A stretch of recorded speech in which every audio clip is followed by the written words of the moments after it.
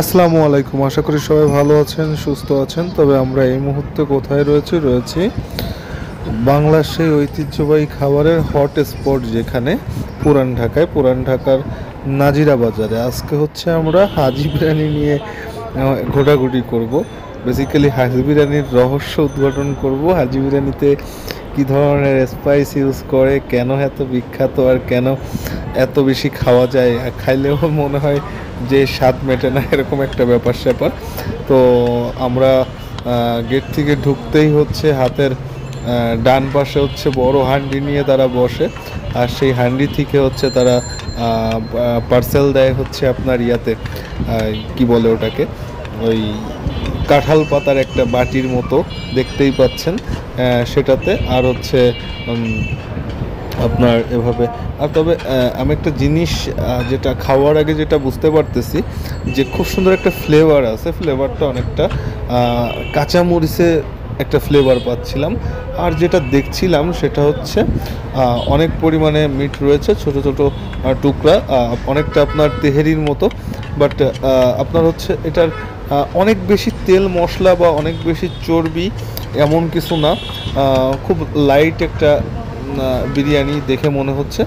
যদিও আমি হানিফ বিরিয়ানি খুব পছন্দ করতাম, আগে পরে হানিফ বিরিয়ানি টেস্ট করি নাই, খাইছি অ্যাকচুয়ালি। টেস্ট অনেক আগেই করে তারপর কন্টিনিউ করছি খাওয়া।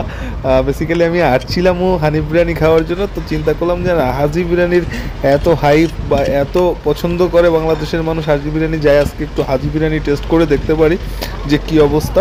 তো আমরা হাজি বিরিয়ানি অর্ডার করি। আমরা 4 জন ছিলাম একসঙ্গে।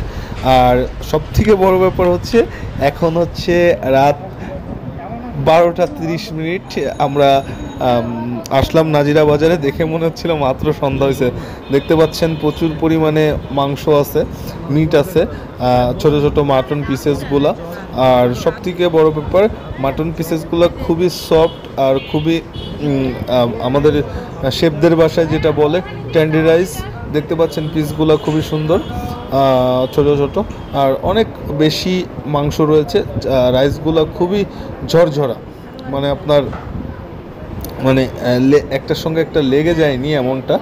আর কাঁচামরিচের খুব ভালো একটা ফ্লেভার পাচ্ছিলাম আমরা।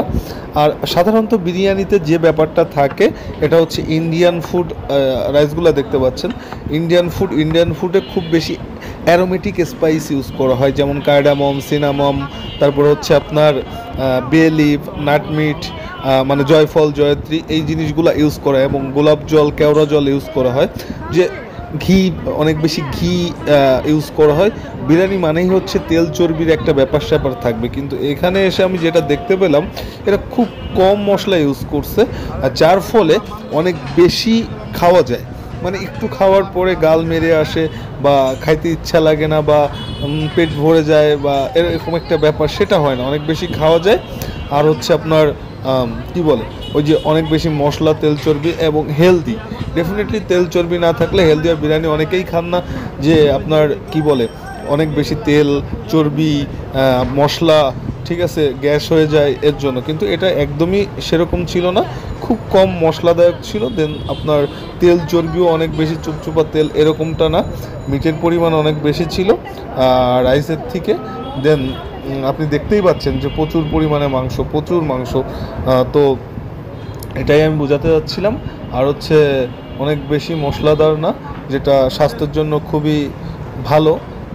দেন দেখতে পাচ্ছেন রীতিমতো আপনার আমরা যখন পরিবেশটা একটু দেখেন, সেই পুরানো দিনের একটা ভাইব দিচ্ছে, মানে এন্টিক একটা ব্যাপার স্যাপার আছে। দেন তার থেকে বড় ব্যাপার হচ্ছে যে এই রাত 12টা 30 মিনিটে যে পরিমাণ লোক নাজিরা বাজারে, কেবল মনে হচ্ছিল যে সন্ধ্যা হচ্ছে। আর আমরা যখন ঢুকছি তখন বেশি একটা লোক ছিল না, কিন্তু আমরা যখন খেয়ে বের হব তখন অনেক বেশি লোক ছিল। ভালো থাকেন, সুস্থ থাকেন, আমাদের সাথেই থাকেন।